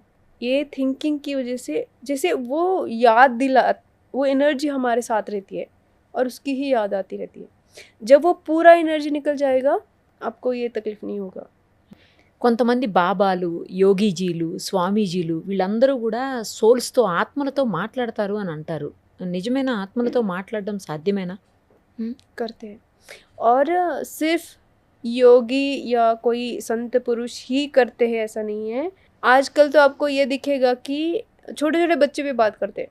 बहुत मैंने देखा हुआ है, बहुत सारे बच्चे भी सोल के साथ बात कर सकते हैं। जैसे उनको पता नहीं है, वो अभी जस्ट जन्मी है, उसको फोटो भी नहीं पता है कि दादी कैसे दिखती थी या पापा उसके दादाजी के पापा कैसे दिख, उसने फोटो भी नहीं देखा हुआ है, पर वो बोल रही कि यहाँ पे ना ऐसे ऐसे ऐसे एक ड्रेस पहना हुआ है, उसने ये कैप पहनी हुई है, सब कुछ डिस्क्राइब करते। ఇంకా కొంతమంది బాబాలు, చాలా యోగులు అంటే ధ్యానం చేసేవాళ్ళు ముఖ్యంగా, వాళ్ళంతా కూడా మనుషుల్ని చూడగానే వీళ్ళు ఇన్ని సంవత్సరాలే బ్రతుకుతారు, వీళ్ళకి ఇన్ని సంవత్సరాలే లైఫ్ ఉంది అని చెప్పగలుగుతారట. కానీ బయటికి చెప్పరు, బట్ వాళ్ళకి తెలిసిపోతుంది. అది నిజమా? देखते ही पता चलता है कि इनका क्या प्रॉब्लम है, इनके बॉडी में क्या हो रहा है, ఎస్. क्या कर्स है, आपका लेफ्ट पैर में दर्द था, मैंने कैसे आते क्यों बोल रहे, क्योंकि एनर्जी है, जब एक लेवल पे पहुंच जाते हैं तो सबको समझ में आता है। मेरा ही या किसी योगी को ही ऐसा नहीं है, थोड़ा कोई भी खुद के अंदर उतरने के लिए रेडी है तो सबको दिखता है। ఓ, మీరు కూడా అలా చెప్పగలరు అని విన్నాను. मैं बता सकती हूँ ऐसे नहीं, मुझे दिखाया जाता है कि ये इनके साथ ये हो रहा है। ఏం జరుగుతుంది అని మీరు చెప్పగలరు, మీకు తెలిసిపోతుంది, మీరు చూడగలరు కదా. ये मुझे दिखाया जाता है। मैं बहुत नॉर्मल इंसान हूँ, नॉर्मल जैसे ऑफिस जाना, सुबह 9 बजे जा रहे हैं, 5 बजे तक ऑफिस में है, घर का काम कर रहे हैं ऐसे, पर ना ऐसा नॉर्मल थी मैं भी। मुझे 2018 में अचानक से कुछ दिखना स्टार्ट हुआ था। वो कभी कभी ना पास्ट लाइफ की कुछ डिड्स, कुछ कर्मा, कुछ काम, कुछ पढ़ा हुआ है, कुछ साधना की हुई है, उसका भी रिजल्ट हो सकता है। मैंने इस जन्म में हाँ चांटिंग किया हुआ था, बहुत सारा चांटिंग किया है, हवन किया है। स्वामी समर्थ का कुछ श्री स्वामी समर्थ है, आपको शायद वो गुरु के बारे में पता होगा, उनका मैं नाम स्मरण करती थी, चामुंडा जाप करती थी। उससे वो हुआ है ऐसा मुझे लगता है, मुझे दिखाया गया है कि उसकी वजह से ये सब कुछ हुआ है ऐसे। पर वो पास्ट लाइफ से ही बहुत सारी चीज़ें, हमारी साधना जो है ना उसका फ्रूट है, जो अचानक से ये स्टार्ट हो गया मेरे साथ, अचानक स्टार्ट हुआ है वो सब। मैंने ऐसे जानबूझकर कुछ नहीं किया। మీకు ఏ బాబా, ఏ స్వామీజీ ఎక్కువగా మీ సోలుకి కనెక్ట్ అయి ఉంటారు? श्री स्वामी समर्थ है and Mahavatar Baba ji and माता जी। मैं इनको गुरु मान रही हूँ, पर मेरे पास्ट लाइफ से, मेरे जन्मों से बहुत सारे मेरे गुरु है। नानक जी है, गुरु गोविंद सिंह जी है, मैं इनको भी अपना गुरु मानती हूँ। करोड़ों लोग हैं, आनंदमयी माता है, योगानंद जी है, स्वामी विवेकानंद जी है। मैं बहुत सारे लोगों को, जैसे जैसे मैं मेडिटेशन में जा रही हूँ ना, मुझे अब समझ में आ रहा है कि मेरे लाखों गुरु है, मेरे लाखों गुरु है। मुझे अब समझ में आने के, जैसे ना हम लोग ऐसा बोलते हैं ना कि मेरा एक गुरु है, मैं एक स्टेज पे ऐसा बोलती थी कि मेरा एक ही गुरु है ऐसे, और मैं जैसे जैसे मेडिटेशन में आगे जा रही हूँ तो हाँ, महावतार बाबा जी के साथ साथ और बहुत सारे गुरु है मेरे। ఆయన ఎక్కడుంటారు ఆ బాబాజీ? वो कहाँ रहते हैं? हमारे साथ रहते हैं, हमारे मन में रहते हैं। वो हर जगह पे है, जैसे सूरज है, हाँ वो हर जगह पे है, वैसे वो हर जगह पे है, हर जगह पे है सूरज। समझाने के लिए मैं सूरज बोल रही हूँ, पर सूरज से भी बहुत बड़ी ताकत है बाबा जी, मतलब बहुत बड़ी ताकत है वो। మీరు ఎప్పుడైనా కలిసారా బాబాజీని? रोज మీరు స్కానింగ్ చేస్తారు, हाँ। హీలింగ్ చేస్తారు, నెగిటివ్ ఎనర్జీని తీసేయగలుగుతారు. ఎలా సాధ్యమవుతుంది మీకు? ఎవరికి చేస్తారు? ये सब कुछ संभव हुआ है मेडिटेशन से। मेडिटेशन करना स्टार्ट हुआ था, उससे पहले लाइफ में कुछ चीज़ें रहती हैं ना जिसका हम लोग आंसर ढूंढते रहते हैं, उसकी वजह से ना मैंने चांटिंग स्टार्ट किया था। वो पूरा डिटेल्स है मेरा पूरा एक जर्नी कैसे स्टार्ट हुआ था। पर मैंने कुछ स्टार्ट किया कि चांटिंग स्टार्ट करती हूँ, हवन स्टार्ट करती हूँ, कुछ तो हम ढूंढ रहे हैं कि मुझे कुछ शांति चाहिए, मुझे किसी चीज़ का आंसर चाहिए। तो मैंने स्टार्ट किया और उसका आंसर क्या है, ये स्टार्ट हो गया, थर्ड आई स्टार्ट हो गया। इसको थर्ड आई बोलते हैं क्या, ये भी मुझे पता नहीं था। मैं पहले तो बहुत डरती थी कि ये सब मुझे क्या दिख रहा है, मैं पागल हो रही हूँ क्या, ऐसे ऐसे मुझे फील होता था बहुत दिन तक। पर जैसे जैसे दूसरों को उसका फ़ायदा होने लगा, फिर मुझे लगा कि इसमें ये सच में पावरफुल है कुछ तो। वरना मैं 5-6 साल तो मैं मानती नहीं थी ये सब होता है ऐसे। पर ये स्टार्ट हो गया चैंटिंग की वजह से। मैं बोल रही हूँ आपको, चैंटिंग और ये हवन, मेडिटेशन, पूरा लाइफ चेंज हो जाता है हमारा, पूरा लाइफ चेंज हो जाता है। सिर्फ मुझे ही दिख रहा है क्या, दूसरों को नहीं दिखेगा, सबको दिख सकता है। आप लोग टाइम दो थोड़ा सा, मेडिटेशन करो, हवन करो। आपके लिए क्या इम्पोर्टेंट है वो आपको खुद को आपके गाइड्स, आपके गुरु कनेक्ट होके समझाते हैं। बॉडी को स्कैन कैसे कर सकते हैं, हाँ उसके लिए थोड़ा सा और साधना करनी पड़ सकती है। बॉडी को स्कैनिंग करना वो सब ना मैं नहीं करती हूँ एक्चुअली। मेरे पास जो गुरुओं की ताकत है, गुरुओं का कनेक्शन है, उसकी वजह से वो ही दिखाते हैं। मैं जानबूझ के किसी की बॉडी में जाके नहीं देखती हूँ कि क्या हो रहा है, मुझे तुरंत वो चाहे तो दिखा देते हैं, वरना मैं ऐसे जानबूझ के नहीं देखती हूँ किसके साथ क्या हो रहा है क्या नहीं हो रहा है। वो सब कुछ वो बाबा जी, अगर महावतार बाबा जी या माता जी, हनुमान जी कुछ दिखाना चाहते हैं, नवनाथ कुछ दिखाना चाहते हैं आपके बॉडी में और क्लीन करना चाहते हैं, या आपकी कुल देवी, आपके एंसेस्टर्स भी ऐसा करते हैं कभी कभी। वो कनेक्ट होके समझाते हैं कि आपके बॉडी में क्या हो रहा है, उसको बोलना है ये हो रहा है, ये हो रहा है ऐसे। రోజుకి ఎన్ని గంటలు మెడిటేషన్ కానీ చాంటింగ్ కానీ ఒక మనిషి చేయాల్సిన అవసరం ఉంటుంది? ఎప్పుడు వాళ్ళకి ఇదంతా ఈ తత్వం అంతా బోధపడుతుంది ఎన్ని గంటలు చేస్తే? चैंटिंग ना आप लोग 24 घंटे कर सकते हो, मेडिटेशन 24 घंटे करनी चाहिए। अभी ऑफिस है, घर है, घर का काम है, सब कुछ है। चैंटिंग करने के लिए बैठ के या कुछ ये करने की ज़रूरत नहीं। चैंटिंग तो अंदर हो सकती है, अंदर अंदर हो सकती है। मेडिटेशन कैसे करना है, आप कुछ भी काम कर रहे हो, एक मिनट के लिए 30 सेकेंड के लिए सांस की तरफ ध्यान दो, ये भी मेडिटेशन है। 30 सेकेंड के लिए भी आप सांस की तरफ ध्यान दे रहे हो तो भी आपकी अवेयरनेस बढ़ जाएगी। आपको समझ में आएगा कि रोड पे जा रही हूँ, मुझे यहाँ रुकना चाहिए, गाड़ी इधर से आ रही है स्पीड से। चैंटिंग स्टार्ट करो, मेडिटेशन करो। 30 सेकेंड का भी मेडिटेशन कर रहे हो, 1 मिनट का, 2 मिनट, 5 मिनट, पूरा 2 घंटा 4 घंटे का मेडिटेशन करना स्टार्ट कर रहे हैं, आपकी अवेयरनेस बढ़ जाती है। बस में जा रहे हो, सांस की तरफ ध्यान दो, या अंदर अंदर सांस की तरफ ध्यान दो, चैंटिंग करो, अंदर करना है। उससे ना आपको ये दिखेगा कि लाइफ बहुत ज़्यादा चेंज हुआ है। నెగిటివ్ ఎనర్జీ అని చెప్తారు కదా, నెగిటివ్ ఎనర్జీని తీసివేయటం ఎలా సాధ్యమవుతుంది? అది ఇంటి నుంచి కావచ్చు, లేకపోతే ఆఫీస్ నుంచి కావచ్చు, లేదు అంటే మన చుట్టూ మనం ఎక్కడుంటే ఆ ప్లేస్ నుంచి కావచ్చు।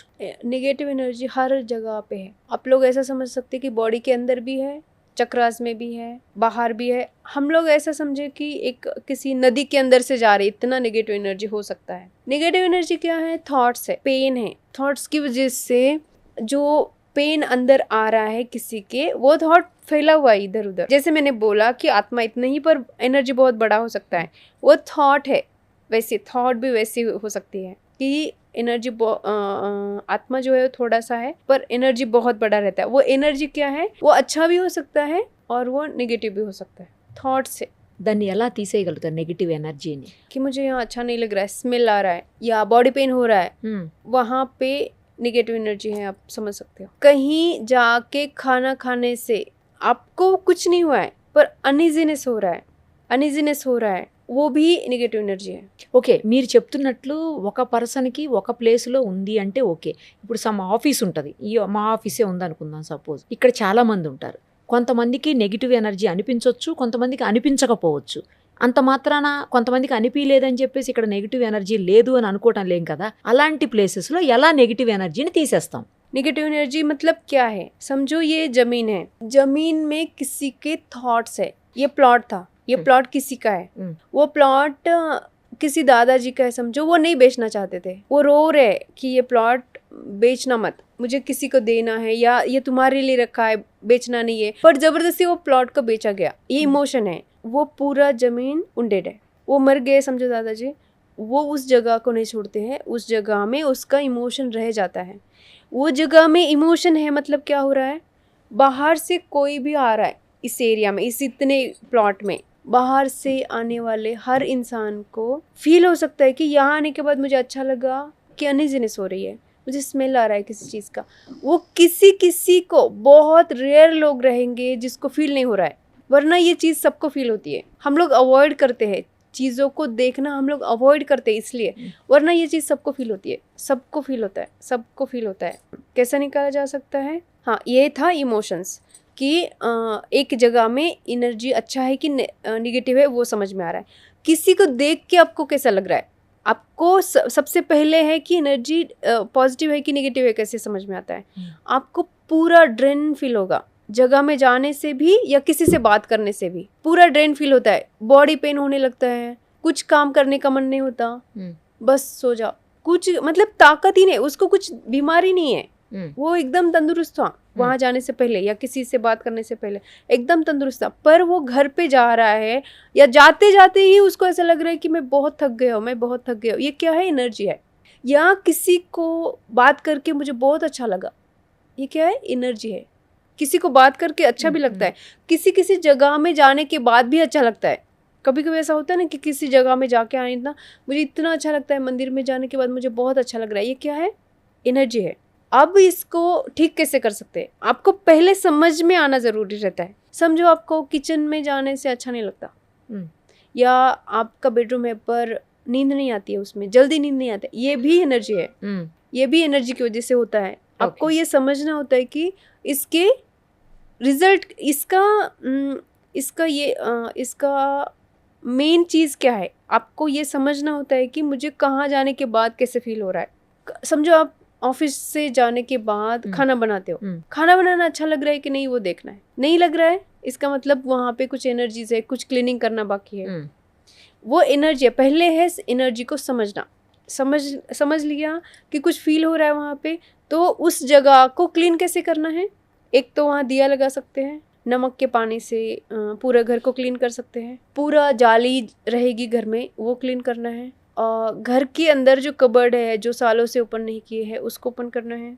पूरा कपड़ों को फोल्ड करके रखना है। फिर से टेरेस पे कुछ कचरा है क्या वो देखना है, उसकी वजह से भी नींद नहीं आती है। सांस लेने में तकलीफ हो रही तो जालिया हो सकती है। सांस लेने में तकलीफ है तो किचन का सिंक का जो पाइप है वो ब्लॉक हो सकता है। इन सारी चीज़ों से भी एनर्जी डिस्टर्ब होता है। तो चैंटिंग करना, गाय को खाना खिलाना, ज़्यादा से ज़्यादा हवन करना, मेडिटेशन करना, क्लीनिंग रखना, घर में भी जो दिख रहा है वहाँ पे भी, जो नहीं दिख रहा है वो भी, टेरेस, वॉशरूम, जो नीचे पाइप रहते हैं, जमीन के अंदर जिस पाइप रहते हैं उसको भी क्लीन रखना, किसी चीज़ के किसी भी तरह से उसको क्लीन करना। ये सब की वजह, ये सब करने से एनर्जी वहाँ का क्लीन हो सकता है। ये है 3D लेवल पर।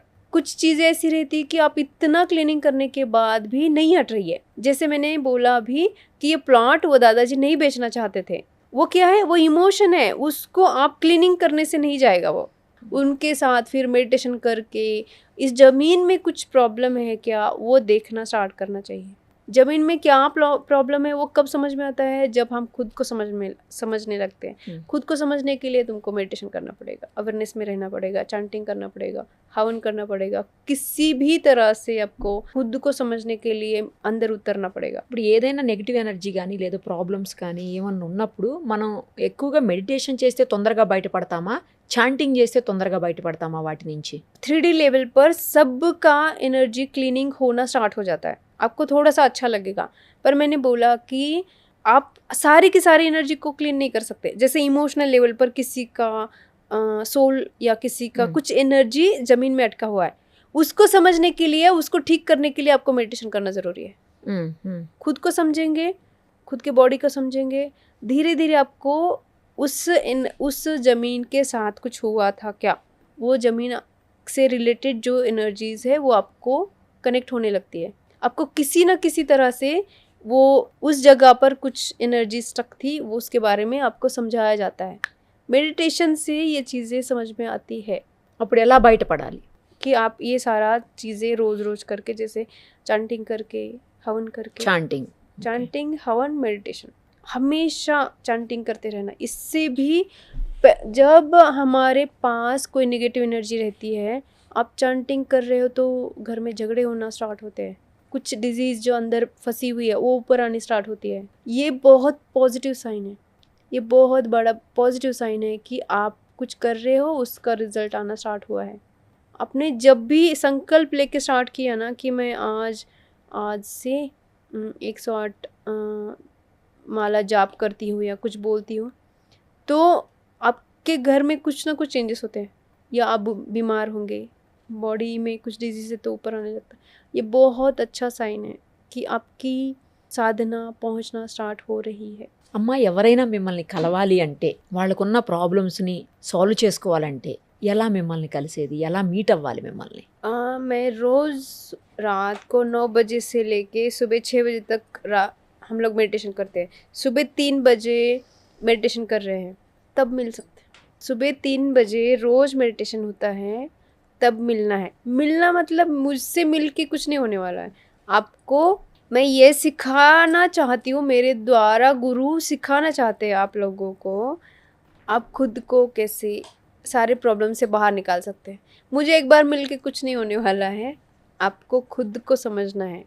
आपका थर्ड आई ओपन होना, थर्ड आई ओपन होगा कि नहीं होगा, आपके सेंस, सिक्स सेंस जो रहते हैं, इंट्यूशन पावर बढ़ना, ये सारी चीज़ें करने के लिए आपको सुबह 3 बजे मैं अवेलेबल हूँ। पर्सनल सेशन भी लेती हूँ, पर पर्सनल सेशन बहुत कम लेती हूँ मैं। ऐसे जो अगर कोई बहुत दिन से मेडिटेशन कर रहा है, कोई ऐसी चीज़ है जो वो खुद सॉल्व नहीं कर पाता है, तब मैं लेती हूँ, बट वो बहुत रेयर रहते हैं।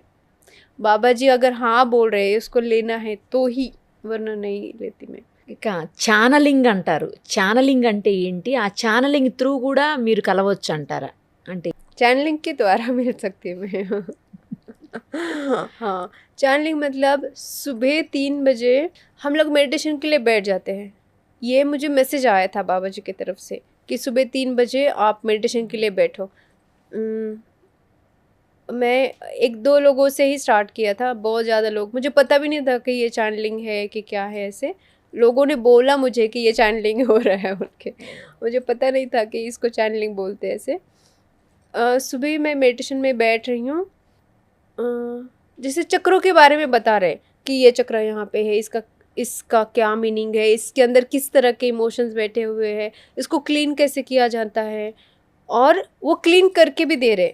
तो हमको ये समझ में आया कि एक दिन हुआ, शायद गलती से हुआ होगा, कुछ तो इन्फॉर्मेशन आया होगा। दूसरे दिन, तीसरे दिन, पता नहीं 7 दिन हो गए, फिर समझ में आ रहा है कि ये 7 दिन में कंप्लीट नहीं हुआ है, फिर 1.25 महीना हुआ।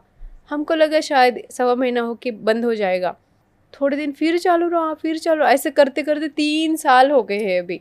इन्फॉर्मेशन जो हमारे सनातन धर्म में बताई गई है, जैसे इमोशंस के बारे में, जैसे रिस्पेक्ट के बारे में, जैसे हमारा कोई काम नहीं हो रहा है उसके पीछे क्या रीज़न है, जैसे अर्थ है, अर्थ के अंदर हम लोग कैसे कनेक्ट हो सकते हैं, अर्थ के अंदर के क्या इम्पोर्टेंस है जो हमारे साथ कनेक्ट रहते हैं, अर्थ के साथ कैसे रहना है, नेचर के साथ कैसे रहना है, कौन सा पेड़ किस डिजीज़ के लिए इम्पोर्टेंट है। आयुर्वेदिक भी बहुत सारे टिप्स, कहाँ पे जाके मेडिटेशन करने से क्या होता है, तर्पण क्या है, ये सारी चीज़ें जो बताई गई है किसी गुरु के द्वारा, वो सब कुछ फिर से आ रहा है। पहले कैसे ना 7 चक्र है ऐसे बोलते थे बॉडी में, पर बॉडी में और भी चक्रास है जो हमें अब जैसे जैसे हम लोग आगे बढ़ते जा रहे हैं ना, तो ऐसा रोज़ ऐसा है कि कितने सारे चक्र है, हाथों में भी चक्र है, टिप पे भी चक्र है, नाखून में भी चक्र है, सिर के अंदर भी है, ऊपर भी है, इतने चक्र है हर जगह पर, यहाँ पे चक्र है। ये सारी इन्फॉर्मेशन कैसे आ रही है, उनके वो चैनलिंग के थ्रू समझा रहे। मैं कोई ऐसे बहुत स्पिरिचुअल फैमिली से नहीं हूँ, एकदम नॉर्मल, जो पूजा किया पानी से उसको उठा के अंदर रखा, उससे ज़्यादा हम लोगों ने, मुझे पता ही नहीं है कि स्पिरिचुअलिटी इस तरह से भी हो सकती है। वो तो ऐसे एक लाइफ साइकिल रहता है ना, कुछ किसी सत्य को, किसी आंसर को ढूंढते ढूंढते मैं यहाँ तक पहुँच गई। మీకు పూణేలో ఆశ్రమం లాంటిది ఏమన్నా ఉందా? డైరెక్ట్గా వస్తే మిమ్మల్ని ఏమన్నా కలిసేదానికి ఛాన్స్ ఉంటుందా? नहीं, अभी आश्रम वगैरह कुछ नहीं है हमारा, या कोई सेंटर भी नहीं है, हम लोग जूम पे ही मिल रहे हैं। पर हम लोग कोई एक जगह पे मिलने के लिए या लोगों को थोड़ा सा आसानी हो, इसलिए जगह ढूंढ रहे हैं कि कोई सेंटर खोल सकते हैं। ऐसा अभी मिला नहीं है, ऐसा कुछ भी कोई जगह वगैरह। Okay. अभी पर अभी बहुत लोग ऐसे रिक्वायरमेंट आती जा रही है कि मिलना है, कहाँ पे मिलना है ना, मिलने के लिए कोई तो जगह फिक्स करनी पड़ेगी। इसलिए हम लोग अभी सर्च कर रहे हैं, शायद वो आप लोगों के थ्रू कुछ హైదరాబాద్లో ప్లాన్ చేయకపోయారా? हाँ, हैदराबाद में भी सब जगह पे करने अभी वही काम है। हाँ, कुछ सेंटर ओपन करना चाहिए, ऐसे बहुत लोगों का रिक्वायरमेंट है। अभी मैं हैदराबाद में कहीं पे एक प्रोग्राम में थी, तो बहुत लोग कहीं कहीं से आना चाहते थे, पर वो एक आश्रम था छोटा सा, स्कूल टाइप ऐसे, तो वहाँ पे रुक नहीं सकते और वो सिटी से दूर है, तो सबको मना किया कि इतना दूर नहीं आना है, सबने यहाँ रहने का इतना व्यवस्था नहीं। ऐसे हो रहा है, बहुत तकलीफ हो रही है लोगों को, आने के लिए कोई जगह नहीं है ऐसे। पर हम लोग सर्च कर रहे हैं, कोई जगह मिलेगा तो बनाएंगे कुछ तो ऐसे। చాలా మంచి విషయాలు మాతోటి మీరు ఇప్పుడు షేర్ చేశారు. అది అద్భుతమైనటువంటి విషయాలు అన్నీ కూడాను, అందరికీ పనికొచ్చే విషయాలు. అందరూ వాళ్ళకు ఉన్నటువంటి సమస్యల నుంచి బయటపడేదానికి అవసరమైనటువంటి అన్ని మార్గాలను మీరు సూచించారు. ఫర్దర్గా కూడా ఎప్పుడన్నా ఎవరికన్నా అవసరం పడితే కంపల్సరీ మీరు గైడ్ చేయాలని, చేస్తారని ఆశిస్తున్నాను. Thank you so much. सबको गाइड करना, ये मैं हूँ यहाँ पे, मैं इसी के लिए जन्म लिया है, शायद वो होते जा रहा है। बाबा जी, माता जी, बहुत सारे गुरु हैं जो इसके थ्रू ये काम करवा रहे हैं मेरे थ्रू।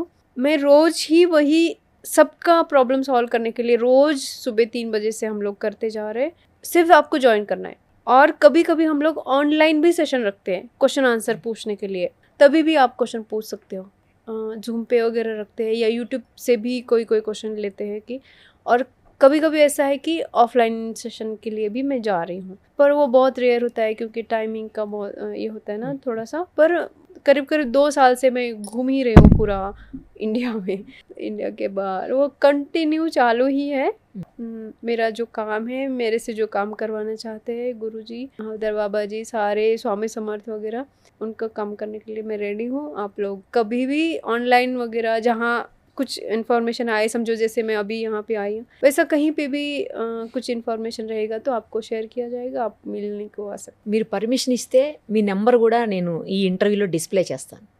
मेरा नंबर डिस्क्लोज कर सकते हैं, सबको दे सकते हैं, पर मैं सबके नंबर, मैं यही सबको बोलना चाहती हूँ कि आप लोग सुबह 3 बजे मेडिटेशन करो, ये सबसे अच्छा है। मैं सबको वहीं पे मिलने को आ सकती हूँ, ये ज़्यादा आसान है। मेरे से सिर्फ मिलना, मेरे से बात करना इम्पोर्टेंट नहीं है। आप खुद से बात करना, खुद के गुरुओं के साथ बात करना, हायर सेल्फ के साथ बात करना ज़्यादा इम्पोर्टेंट है। आपको ना इस चीज़ के लिए मैं अवेलेबल हूँ। सुबह 3 बजे से ही हम लोग रोज़ 3 साल से है ऑनलाइन रहते हैं, तो आपको हर जगह पे आने की ज़रूरत नहीं है। आपको ज़्यादा आसानी रहेगी, घर पे बैठे बैठे जूम पे, यूट्यूब पे आप लोग ज्वाइन कर सकते हैं।